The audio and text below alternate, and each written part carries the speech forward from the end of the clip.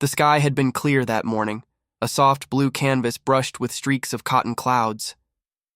William held Sandra's hand as they boarded the plane, their fingers laced tightly like they never wanted to let go.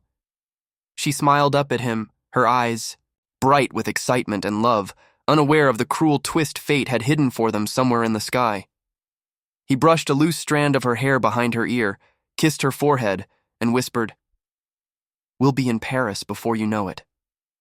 She squeezed his hand, nodding with a spark of adventure in her gaze. Jason and Elizabeth, their closest friends, followed them onto the plane, teasing and laughing as they found their seats nearby. The four of them had planned this trip for months, imagining every sunset dinner by the Seine, every glass of wine shared under the glow of old Parisian lights. No one imagined it would end in fire and screams thousands of feet above the earth. The flight had started smooth, just as any other. The captain's voice had been calm when he greeted them, and the engines hummed beneath their feet like a heartbeat steady and sure. Sandra leaned her head on William's shoulder, whispering about the places she wanted to visit first. He smiled at her dreams, promising they would see it all. He had plans, too. Quiet plans. A special dinner on the third night, by the river, where he would pull out the velvet box he had hidden in his coat pocket. She was already his fiancé, but he wanted to make it official, to make it unforgettable. Then, somewhere over the ocean, everything changed. There was no warning, no gentle turbulence to ease them into fear. Just a violent lurch that threw cups and phones into the air, followed by a terrifying silence before the alarms began to scream. The lights flickered, the cabin shook like a wounded animal, and the oxygen masks dropped with a sinister hiss. People shouted, some prayed, others froze, unable to process what was happening. The air, once filled with excitement, turned heavy with panic and dread. William's instincts kicked in faster than his fear could paralyze him. He wrapped his arms around Sandra, holding her as if his grip alone could keep her safe. His eyes scanned the cabin, catching Jason struggling to calm Elizabeth, who was crying uncontrollably, her face buried in her hands. The flight attendant's voice cracked through the speakers, her panic barely concealed beneath the forced calm. "Ladies and gentlemen, we are experiencing technical difficulties. Please remain seated and fasten your seatbelts." But everyone knew. Deep down, they knew. The left engine had caught fire, flames licking hungrily at the wing. Smoke seeped into the cabin, thin at first, then growing thicker, making it hard to breathe. Sandra coughed, her eyes wide with terror as she clung to William's arm. "Will," she gasped, her voice trembling. "What's happening?" He couldn't lie to her. Not now. Not with death brushing its cold fingers against their skin. "It's bad," he admitted, his voice tight. "But I've got you. I've got you, Sandra." A moment later, one of the attendants rushed down the aisle, dragging a metal box behind her. She flung it open, revealing the emergency parachutes. Only a handful, far fewer than the number of souls on board. Chaos erupted as passengers fought to grab them, desperation turning strangers into enemies. William's heart pounded as he looked at Sandra, at the woman he loved more than his own life. Without hesitation, he pushed through the chaos, grabbed a parachute, and forced it into Sandra's hands. Her eyes widened in horror, shaking her head as tears blurred her vision. "No, William, no, we both go," she cried, trying to give it back. But he cupped her face in his hands, pressing his forehead to hers. "Listen to me," he said, his voice steady despite the terror clawing at his chest. "You're going to live. You're going to survive this. Promise me, Sandra." "I can't do this without you," she sobbed, her fingers clutching the parachute as if it burned her. "Yes, you can. You must," he insisted, kissing her lips for what he knew would be the last time. He wanted to remember that taste, that warmth, even as the world crumbled around them.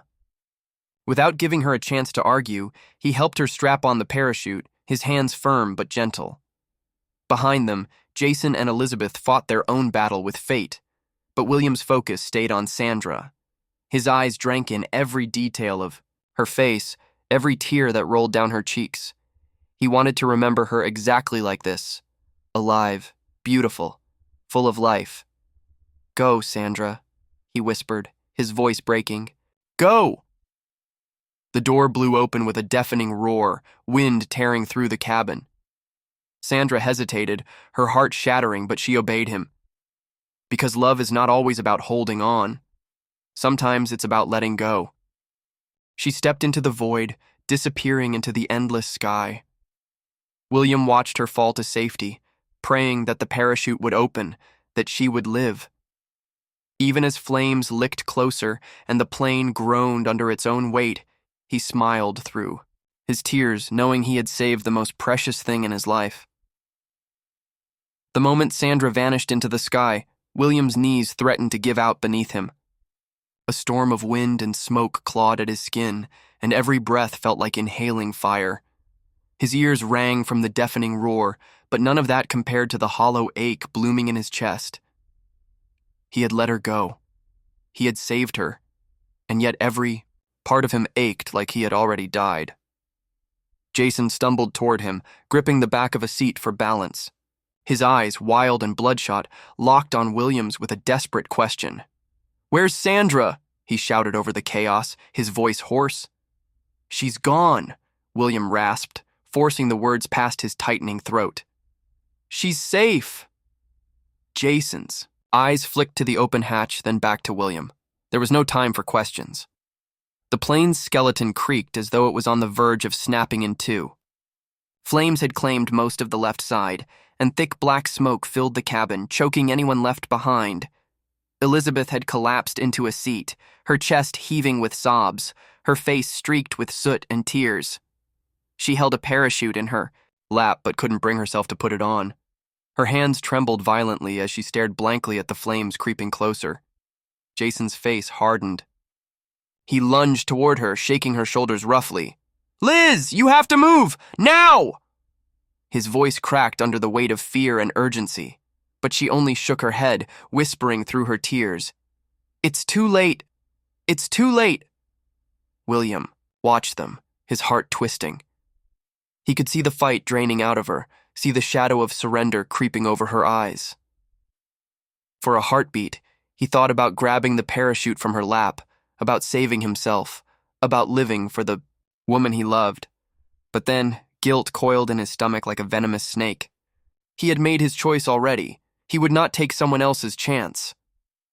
Smoke burned his lungs as he stumbled back, his eyes searching for any remaining passengers, anyone who still had hope left in them. But most were frozen in terror or already lost to the flames. It felt like death had draped itself over the entire plane, whispering to them all that their time had come. Jason managed to fasten the parachute onto Elizabeth's shaking form, buckling the straps with clumsy, desperate fingers. "I'll go. With you," he promised, even though they both knew there weren't enough parachutes left. There never were. "No," she croaked, her eyes brimming with sorrow. "Don't lie to me." William turned away from them, unable to bear it, and gripped the edge of a torn seat to steady himself. The plane was tilting now, angling steeply downward. The floor beneath his feet felt like a trapdoor ready to open at any second and swallow him whole. His thoughts, despite the terror, flew to Sandra. He imagined her falling gracefully through the clouds, the parachute snapping open like a white blossom against the dark sky. He hoped she wouldn't look back, wouldn't see the burning wreckage trailing smoke like a wounded bird. He hoped she would survive the landing, find help, and carry on. For both of them. Jason's voice snapped him back to the present. "William!" he shouted. He was near the hatch now, struggling to push Elizabeth toward the open sky. She resisted weakly, her fear holding her hostage. "Help me!" Jason called again. Without thinking, William moved, forcing his battered body to respond. He grabbed Elizabeth's arm, ignoring her cries, and with Jason's help, they managed to get her close enough to the edge. William met her eyes, and for a fleeting moment, she looked at him as if seeing him for the first time. "Tell Sandra," Elizabeth's voice cracked. "Tell her. I'm sorry." Before he could answer, Jason pushed her into the sky, her scream swallowed by the howling wind as she disappeared after Sandra. Jason's face was pale, sweat and soot streaking his skin. He knew, just as William knew, that there was no parachute left for him. But there was no fear in his eyes now, only a grim acceptance. He clapped a hand on William's shoulder, his grip firm. "Looks like this is it, brother," Jason said, a bitter twist to his mouth that might have been a sad attempt at a smile. William swallowed hard, the smoke stinging his eyes and throat. He wanted to say something, anything, but no words came. There was nothing left to say. The plane gave another violent shudder, and they both staggered. The nose dipped sharply, sending debris hurtling past them like deadly projectiles. Flames roared louder, claiming the last untouched corners of the cabin. Jason gave a rough laugh, dry and hollow. "At least she'll make it," he said, meaning Sandra. William nodded tightly, his throat too tight to speak. They stood side by side as the inferno closed in, brothers not by blood but by choice, by circumstance, by the bitter end. William's last thought, as the heat surged around them and the ground rushed closer, was of Sandra's smile, bright and full of life, and he prayed, with everything left in him, that she would live for them both. The crushing weight of the moment settled over William like a leaden blanket, suffocating and relentless. The wind still howled through the torn-open cabin, a violent reminder of how fragile everything had become in seconds. Fires continued to rage, licking at the seats, consuming what was left of normal life inside this falling coffin. Time felt twisted, dragging and yet slipping through his fingers like grains of sand he couldn't hold on to. Jason wiped soot from his eyes with the back of his hand, smearing it darker across his cheek. His jaw was set, but behind his hardened expression, there was sorrow, raw and sharp. William caught the brief flicker of regret in his friend's gaze before Jason turned away, maybe to hide it, maybe because he didn't want to see it reflected in William's eyes too. A few feet away, Elizabeth's seat sat empty, the last moments of her panic still hanging in the air like invisible ghosts. William's heart twisted at the thought of her scream fading into the wind. She had been brave in her own way, even when terror had its claws deep in her chest. He hoped she would find Sandra somehow, that fate would not be so cruel as to separate them both after all they had been through. But deep inside, he knew better than to hope for kindness from a world that had already written its ending. Jason's voice broke the grim silence, rough and brittle. "Think they'll make it?" he asked, his eyes still fixed on the burning chaos ahead. William wanted to believe it. He wanted to say yes, to offer a small flame of comfort in the pitch-black void they had found themselves in. But lying felt like spitting in the face of the truth. His throat tightened, and he managed only a hollow, bitter whisper. "I don't know." There was something unforgiving in the way Jason accepted the answer. No protest, no false hope, just grim understanding. He lowered himself into a half-burnt seat beside the shattered window, resting his head back against the scorched cushion, and stared out at the sky streaking past. The clouds had become mere blurs, flashing by as if time itself had given up, keeping pace. William remained standing, his knuckles white as he gripped the back of a seat for support. His thoughts kept drifting to Sandra, how she had looked when he fastened the parachute around her, how her tears had sparkled in her eyes as she begged him not to make her go alone. He hated that her last memory of him would be him pushing her into the unknown, forcing survival upon her like a curse she never wanted to carry without him. But even in his despair, he knew it had been the only choice. He would do it again 1,000 times if it meant she got another breath of life, another chance to wake up beneath the sun. "Funny," Jason said suddenly, a humorless edge to his tone. "All that time we spent worrying about stupid things. Jobs, bills, whether Elizabeth would pick the right flowers for the wedding." His voice cracked, his eyes glistening not from smoke, but from something far more human. William's throat ached as he forced a reply. "In the end, none of it matters." Jason laughed, sharp and short like glass breaking. "No," he agreed. "No, it doesn't." The plane tilted again, sharper this time, nose down, as if surrendering to gravity's pull. Luggage hurtled from the overhead compartments, smacking hard against walls and passengers alike. The fire roared louder, like a living beast ready to devour the last survivors. But neither William nor Jason flinched. Fear had long since burned away, leaving only the cold, numb acceptance of their fate. As the cockpit door blew open from the pressure, William's eyes locked for a moment on the vacant pilot's seat, the controls sparking uselessly. He thought briefly about trying, about grasping at some foolish thread of salvation, but it was too late. Far, far too late. Jason must have seen the flicker of thought cross his face because he spoke softly, as if reading William's mind. "Don't," he said. "It's done." William swallowed hard, his throat raw. "I know." There was a strange, eerie calm between them then.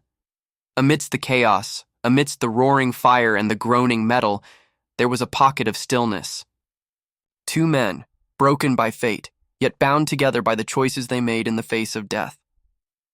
"You think she'll hate me?" William asked suddenly, his voice barely a whisper over the howl of destruction around them.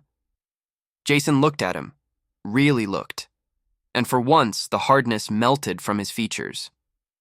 "No," he said firmly, as though he could will it into truth. "She'll love you for the rest of her life." William wished he could believe it. The ground rushed closer now, a blur of green and brown, an inevitable end. William's mind drifted one last time to Sandra, to the soft curve of her smile, to the warmth of her hand in his. He prayed she would find her way to safety, that she would carry his memory not as a weight, but as a light guiding her through the darkness. Beside him, Jason closed his eyes, and for the briefest moment, there was peace. Then, with a final thunderous scream of twisting metal and shattering glass, the earth rose up to meet them. The cold bit into Sandra's skin as she drifted lower, the parachute swaying above her like a ghostly savior. Her eyes burned from tears and smoke, but she couldn't close them, not even for a second. She had to keep looking, keep searching through the clouds below, desperate to spot anything, anything at all, that would tell her William and the others had somehow found a way out, too. But all she saw was sky, vast and empty, and beneath it, a blur of trees and open fields waiting like open arms to catch her fall. Her chest tightened, a sharp pain as real as the freezing wind against her face. She couldn't stop the memory of William's voice echoing in her ears, telling her to go, telling her to survive. He had forced the parachute onto her like a lifeline and shoved her out of the burning plane as if she were the only thing that mattered in the world. His eyes had been filled with something deeper than fear, something stronger than the terror clawing at her heart. Love and finality. She screamed his name into the rushing air, but the sky swallowed her voice whole. She clutched at the parachute straps until her fingers went numb, her eyes wide and frantic, as if she could will the plane to appear beside her, as if she could yank him from the jaws of death by sheer force of love. But it didn't appear. There was only smoke trailing like a bleeding wound across the sky, the plane becoming a black speck in the distance, falling faster, falling harder, until it vanished beyond the horizon. Sandra's breath hitched, and a sob tore free from her chest. She shook her head over and over, as if denying the truth could change it, as if this was still some nightmare she could wake from. Her heart pounded against her ribs, a wild, desperate beat that felt too loud in her ears. Below her she saw another parachute, far off but still visible through the smoke-hazed sky. It was Elizabeth. The sight pulled another sharp cry from Sandra's lips, part relief, part sorrow too heavy to carry alone. But where was Jason? Where was William? Her eyes scanned every inch of the sky, but there were no more parachutes, no more shapes falling with hope tethered to their backs. Only debris fluttering like dead leaves, fragments of the life they had just lost. A scream built in her chest, raw and aching, but she bit it back. Not now. She couldn't fall apart yet. The ground rushed up to meet her, faster than she expected. The trees blurred into sharp, clawing branches, and she yanked at the controls, steering herself toward a clearing with hands that shook uncontrollably. Her body jolted violently as she hit the ground, rolling hard against the frozen earth. Pain shot through her shoulder and her ribs, but she forced herself to breathe, to move, to live, because he had given her that chance. Every bone in her body protested as she crawled out from beneath the tangled parachute cords. Dirt smeared her palms, blood trickled down her temple, but she didn't stop. She couldn't. She scrambled to her feet, her legs trembling under her weight as she staggered toward Elizabeth, who had landed not far away, crumpled in a heap. "Elizabeth!" Sandra's voice cracked, hoarse and sharp as broken glass. Elizabeth stirred, weakly at first, then stronger as she rolled to her side and gasped for breath. Her face was pale, streaked with soot and streaks of tears. When her eyes met Sandra's, they filled with horror and silent understanding. "They're gone," Elizabeth rasped, her voice trembling. Sandra's knees buckled, and she collapsed beside her friend, clutching her arms as if trying to anchor herself to something real, something alive. Tears blurred her vision, spilling freely down her face. "No," she whispered, shaking her head. "No, they're not. They can't be." But Elizabeth said nothing. Her silence was an answer sharper than any blade. Sandra's chest rose and fell in ragged gasps as the weight of the truth crashed over her. She wanted to scream, to tear at the sky, to rage at the unfairness of it all. But instead, she tightened, her grip on Elizabeth, and held her close, as if holding on to her could somehow keep the darkness at bay. Minutes passed like hours, and the sky above them remained empty. No rescue, no familiar face appearing through the smoke, only silence, cruel and endless. Then, somewhere far off, a distant sound, a faint, rumbling explosion. Sandra's breath caught in her throat as she turned toward it. Black smoke rose in a towering column from the horizon, curling into the sky like a dark funeral shroud. Her heart shattered all over again. William, Jason, the men they loved, the men who had given everything so that they might have a chance to live, were gone. Sandra pressed her forehead against Elizabeth's shoulder, her tears soaking into the fabric of her soot-streaked shirt. She didn't speak. She couldn't. Words were too small for the storm raging inside her chest. All she could do was cling to life, even when it felt like the cruelest burden of all. The air was sharp with the bitter taste of ash clinging to Sandra's tongue as she struggled to breathe. Her chest heaved under the weight of grief pressing down on her ribs, but she forced herself to stay upright. Elizabeth trembled beside her, her hands dirty and bloodied from the rough landing, her eyes glassy like she was caught between this world and the next. For a long moment they said nothing, because there was nothing left to say. Words felt empty now, like echoes bouncing in a hollow cavern. Sandra's mind kept slipping back to William's face, to the final fierce determination in his eyes as he pushed her toward life while keeping death for himself. The sky, once bright with promise, now stretched gray and endless above them. She stared up at it as if it might offer answers, but it remained cold and uncaring, just like the ground beneath her knees. Elizabeth broke the silence first, her voice rough and low. "Why did they do it?" Her lips trembled around the words. Why didn't they try to save themselves? Sandra swallowed the lump choking her throat, but it did no good. Her voice cracked as she answered, "Because they loved us more than they loved themselves." The truth of it stung worse than any wound. Elizabeth's shoulders shook as she buried her face in her hands.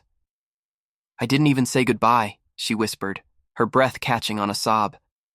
"He was just gone." Sandra reached for her, pulling her into an embrace that felt like they were clinging to the wreckage of their lives, two survivors adrift in a sea of ruin. She held her tightly as she had wished to hold William in those last desperate seconds, as tightly as she wanted to hold on to anything that hadn't been torn away. "We'll survive," Sandra said, though the words tasted bitter in her mouth. "For them, we have to." But even as she said it, her heart rebelled against the thought. Survive for what? For endless days filled with ghosts? For nights haunted by dreams of what they had lost? It felt cruel, unbearable.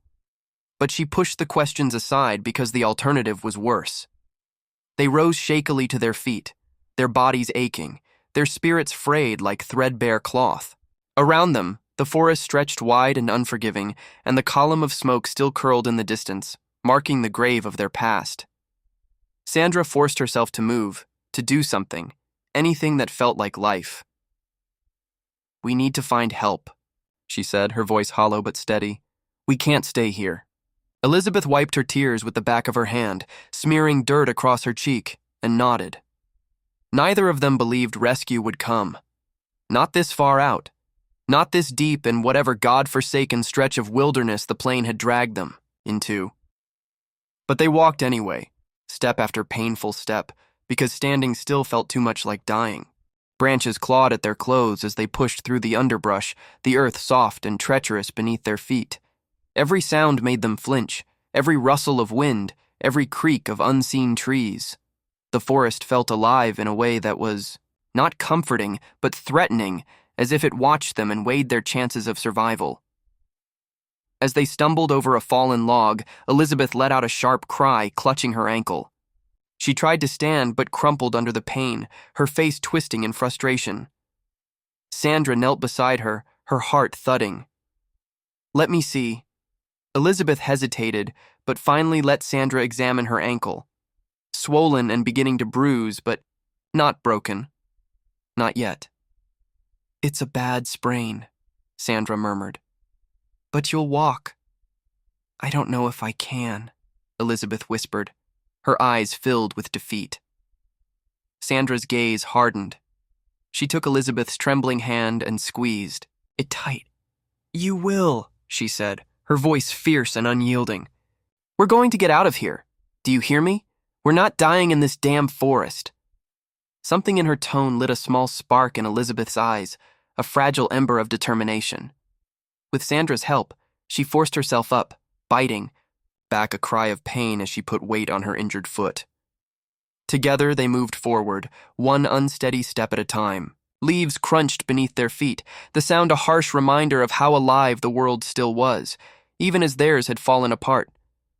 The sun dipped lower in the sky, shadows growing long and sharp around them.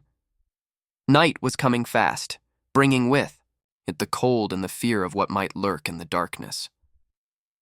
But they kept walking, clinging to each other, driven by the ghosts of the men they had lost, driven by love, by sorrow, and by the impossible hope that somewhere, beyond this wilderness, life waited for them still. And though Sandra's heart bled with every step, though her soul screamed with the weight of grief, she refused to let it end here. Not like this. The forest thickened as night crept in, swallowing the last traces of light. Each step Sandra took felt heavier, like invisible chains dragged behind her, weighted with grief that no strength of will could shake loose. Elizabeth leaned against her, breath ragged, her ankle barely holding under her weight. But they didn't stop. They couldn't. Stopping felt like surrender, and Sandra knew if they let their bodies collapse now, they might never rise again. Cold began to seep into her skin, sharp and cruel, prickling her arms beneath her thin jacket. She didn't remember feeling the cold when she was falling through the sky, didn't remember feeling anything but the fire burning in her chest as she watched the plane vanish beneath her. But now it wrapped around her like a second punishment, as if the loss of William wasn't enough, as if fate wanted her to suffer every way it could. "Sandra," Elizabeth croaked beside her, her voice hoarse. "We need to stop, just for a minute." Sandra's first instinct was to argue, to push forward, to pretend the exhaustion wasn't gnawing at her bones. But when she glanced at Elizabeth's pale face, the dark circles under her eyes, the way her lip trembled with pain, she relented. Slowly, she helped her to the base of a gnarled tree, easing her down onto the cold, leaf-strewn earth. Elizabeth's head fell back against the rough bark, her eyes fluttering closed as she let out a shaky breath. "It hurts," she whispered, a confession soaked in quiet desperation. Sandra knelt beside her, brushing a few stray strands of hair from Elizabeth's forehead. "I know," she said softly, her voice cracking. "It hurts everywhere." Ux! Bitter wind pushed through the trees, carrying with it the smell of smoke still lingering in the distance. It twisted Sandra's stomach, a cruel reminder of the wreckage they had left behind. She hugged her arms around herself, feeling small and brittle beneath the endless stretch of sky. I keep seeing his face, Elizabeth murmured suddenly, her eyes open but unfocused, staring into the creeping darkness. Jason. The way he looked at me, like he already knew this was goodbye. Sandra's throat tightened as the image of William's final smile crashed over her, sharp and unbearable. William looked the same, she whispered, her voice so low it nearly vanished in the wind. Like he had made peace with dying, as long as I lived. Silence stretched between them, thick and suffocating.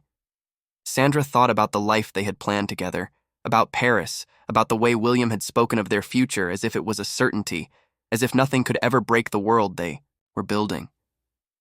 She thought about how fragile that world had really been, balanced on a knife's edge, shattered in a single heartbeat. A sharp rustling sound jolted her from her thoughts. She snapped her head toward the noise, heart thudding painfully against her ribs.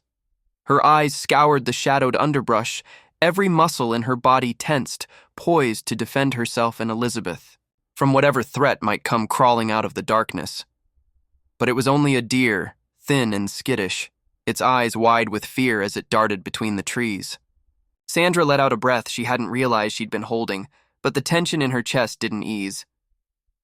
They'd want us to fight, Elizabeth said after a long moment, her voice thin but steady. Jason, William, they'd want us to live. Sandra closed her eyes tightly, feeling tears slip down her cheeks hot and bitter. I know, she said, barely a whisper. But knowing didn't make it any easier. The wind howled through the branches above them, and Sandra felt the ache of hunger clawing at her stomach, the raw burn of exhaustion clouding her thoughts. They needed warmth, shelter, food. But more than anything, they needed hope, something to cling to in this vast and indifferent wilderness. Sandra rose to her feet, brushing dirt from her clothes, though it seemed like a pointless effort. I'll find wood, she said, her voice rough but determined. We'll make a fire. Elizabeth looked up at her, her eyes reflecting the smallest flicker of trust. Don't go too far. I won't, Sandra promised. She moved carefully, through the trees, gathering fallen branches with shaking hands. Each step away from Elizabeth felt dangerous, like she was tempting fate, but she forced herself to continue. Her eyes darted through the shadows, alert for any sign of danger, her heart pounding loud in her ears. When she had gathered enough, she returned to Elizabeth's side and began arranging the wood into a small pile. Her fingers fumbled with the task, stiff from the cold and the weariness settling deep into her bones. After several failed attempts, she managed to spark a flame using a lighter Jason had kept in his jacket. Jason, who always carried it even, though he had quit smoking years ago, saying it was just in case. Now it was saving them. The fire sputtered to life, casting flickering light onto their pale, exhausted faces. They huddled close to it, drawing what little warmth it could offer, the flames a fragile barrier against the endless dark pressing in around them. As the fire crackled softly, Sandra's gaze drifted to the sky. Stars had begun to prick the heavens, cold and distant, shining down on them like indifferent witnesses to their pain. She wondered if William could see her from wherever he was, if he was watching, if he knew she was still fighting. I'll survive, she whispered into the flames, a promise not just to herself but to him, for you. The fire danced in the reflection of her tears, and somewhere, deep in the forest, the night listened. The fire became their heartbeat in the hollow of the forest night. It crackled and spat small embers into the cold air, chasing back the dark, just enough to keep the despair from swallowing them whole. Sandra sat with her knees pulled tightly to her chest, arms wrapped around them as she stared into the flickering light. It hypnotized her, the way the flames twisted and bent, never still, always fighting against the wind and the creeping cold. Just like her. Elizabeth dozed fitfully beside her, her head resting against the trunk of the tree, her face pale beneath the streaks of dirt. Sandra watched her chest rise and fall with each breath, a small relief in the endless tide of fear. She was still here, still breathing. That counted for something. The silence outside the reach of the fire was endless and heavy. It wasn't the silence of peace. It was the kind that felt alive, like it was holding its breath, waiting for something terrible to crawl out of the shadows.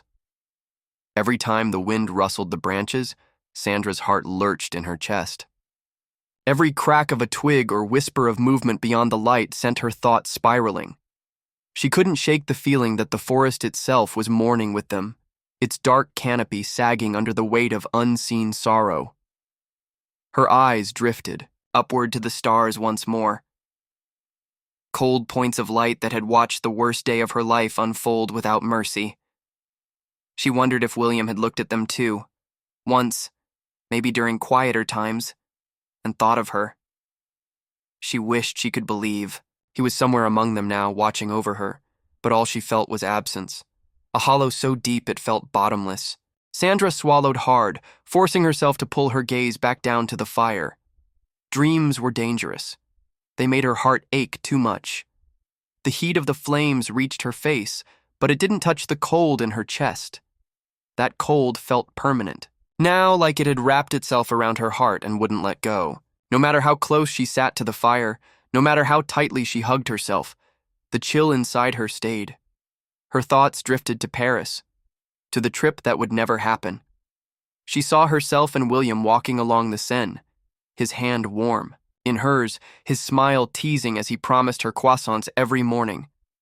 She could almost hear the distant sound of street musicians, the chatter of people enjoying life without a shadow looming over them. But it was just her mind, playing cruel tricks. There would be no Paris, no quiet breakfasts, no whispered promises beneath the Eiffel Tower. All of it had been stolen in one merciless moment, torn away without a chance to fight back.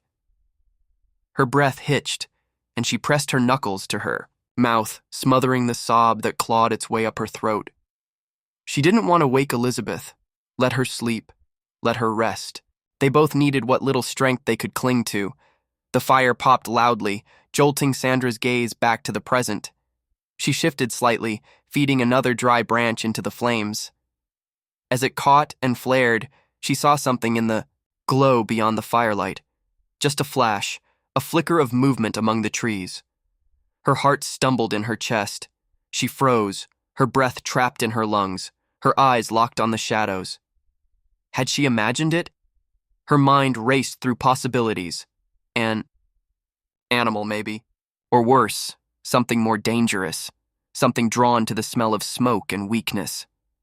For a long heartbeat, she didn't move, didn't breathe.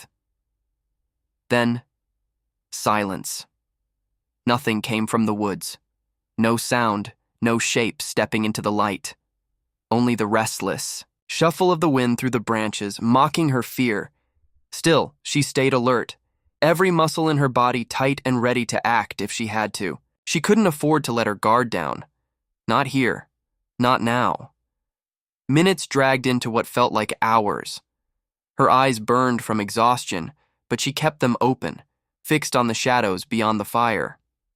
Just in case something was out there, waiting. Eventually, Elizabeth stirred with a quiet, pained groan.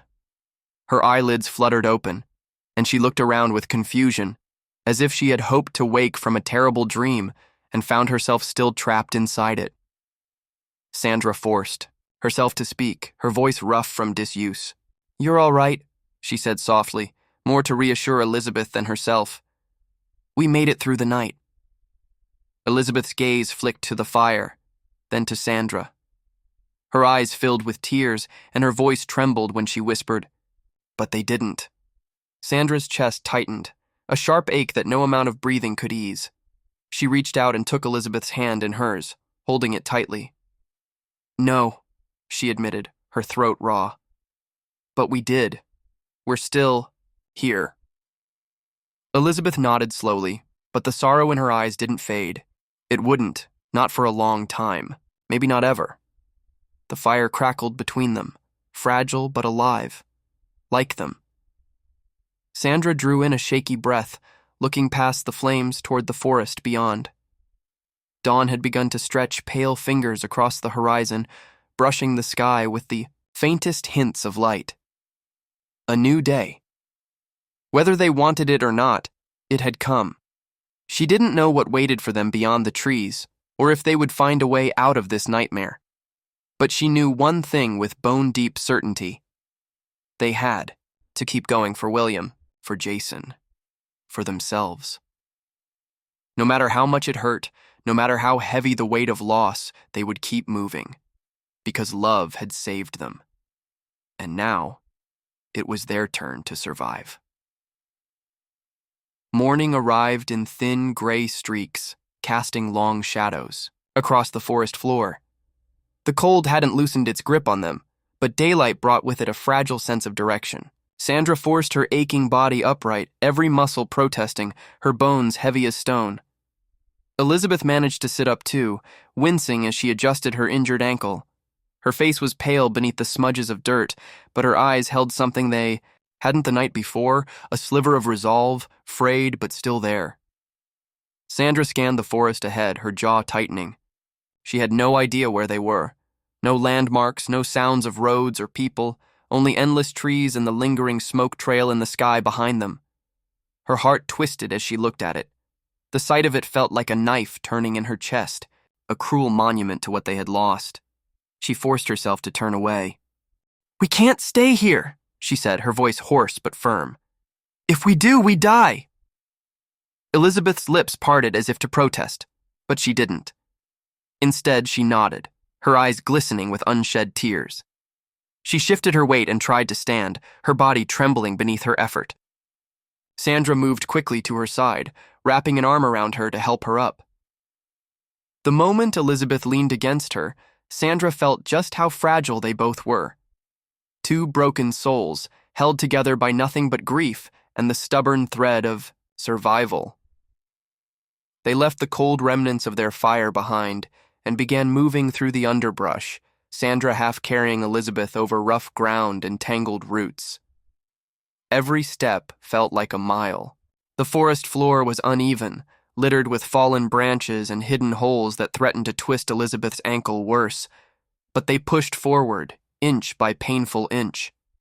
As they walked, the silence between them stretched. Not an empty silence, but one thick with unspoken words neither of them could bear to say aloud. They both knew the truth. They both felt it under their skin like a splinter that could never be pulled free. The men they loved were gone. Jason, with his quiet strength, always standing a little taller when Elizabeth leaned on him. William, with his stubborn courage, always putting Sandra's safety before his own. Gone, both of them, sacrificed for the chance that the women they loved might live. Sandra's breath hitched, but she kept moving. She had to. They stumbled upon a small stream, the water trickling, over rocks, clear and cold. Sandra helped Elizabeth down to sit on a nearby stone while she cupped her hands and brought water to her cracked lips.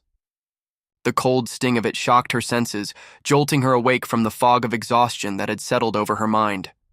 Elizabeth drank too, though her hands trembled so badly that most of the water slipped through her fingers.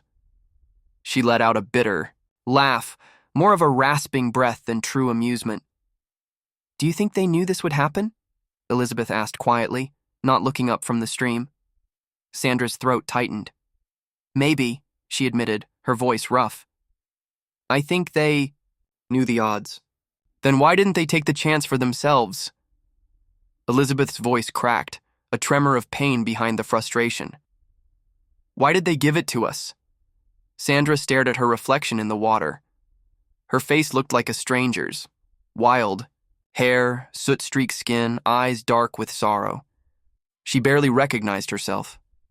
Slowly, she answered, her words tasting like ash. "Because that's what love is, isn't it? Giving someone else your chance, even if it costs you everything." Elizabeth's gaze dropped to her lap, her fingers twisting in her torn jacket. She said nothing more, but Sandra saw the way her shoulders shook, the silent tears that slipped down her cheeks.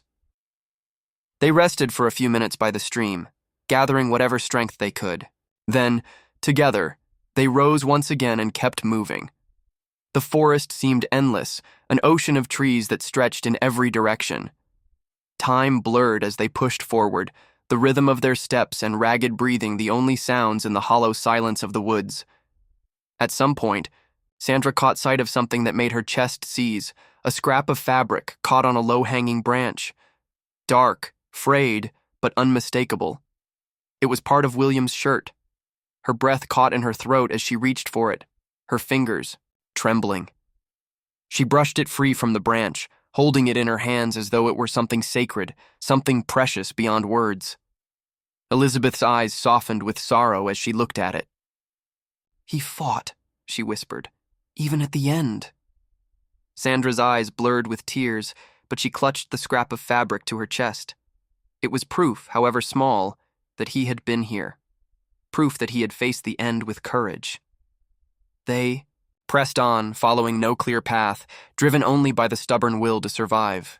The sky darkened with clouds, and soon a light drizzle began to fall, soaking their clothes and chilling their skin. But they didn't stop. They couldn't. Because with every step they took, every painful mile they crossed, they carried not just themselves, but the memories of the men they loved. The love that had saved them once now burned inside them like a small, fierce fire, urging them forward, step by step, breath by breath. Survive. The rain kept falling, soft but relentless, as they dragged themselves deeper into the forest. Their clothes clung to their bodies, soaked and cold, and every step felt heavier than the last. Sandra's muscles burned, her legs quivered beneath her, but she didn't stop. She couldn't. Her mind clung to the thought of William, as if his memory was the only thing keeping her upright. She imagined his voice, steady and strong, telling her to keep going, telling her not to give up. Beside her, Elizabeth limped forward, with grim determination, her face pale and streaked with rain and tears that had long since blended together. Her lips were cracked, her breathing shallow, but she never once asked to rest. Maybe she was like Sandra now, driven not by hope, but by stubborn defiance against the unfairness of it all. They pushed through tangled brush, their bodies scratched, raw by brambles and branches, until at last they stumbled upon something that made them freeze in their tracks, a clearing. And beyond it, smoke, not the dark, ugly pillar from the crash, but thinner, whiter, rising gently into the air from a small fire. A campfire. Sandra's heart kicked painfully in her chest. She blinked hard, afraid it was a hallucination, some cruel trick her exhausted mind was playing. But no, it was real. The faint crackle of burning wood reached her ears through the rain. "Elizabeth," she whispered, her voice trembling, her throat raw. Elizabeth's eyes widened as she followed Sandra's gaze. Her knees nearly buckled under her, but Sandra caught her just in time. Together, they moved toward the smoke, hearts pounding with a desperate flicker of hope. As they broke through the last of the trees, a man turned toward them from the small fire, his face shadowed beneath the hood of a rain jacket. For a heartbeat, Sandra's breath stopped in her chest, but it wasn't William. It wasn't Jason. It was a stranger. His eyes narrowed with surprise as he rose to his feet, scanning their battered faces, their torn clothes, the desperation etched into every line of their bodies. He spoke quickly, his voice rough but not unkind. Sandra couldn't even understand the words at first. Her mind felt like it was underwater, everything muffled and slow. But then he stepped forward, hands raised in a gesture of peace, and said in clear English, "You're from the plane." Sandra's legs finally gave out beneath her, and she sank to the wet ground, tears spilling down her cheeks in silent rivers. She could barely nod, her whole body trembling. Elizabeth dropped beside her, gasping for breath, her eyes wide with disbelief. "Help us," she rasped, her voice barely audible. The man moved fast, pulling a blanket from his pack and wrapping it around their shoulders. His hands were firm but gentle, steadying them as if they were made of glass and could shatter at any moment. "You're safe now," he said, though Sandra could barely let herself believe it. "You're safe." The words felt foreign, impossible. Safe. How could they be safe when their hearts had been left burning in the wreckage miles behind them? When the men they loved were ashes in the earth?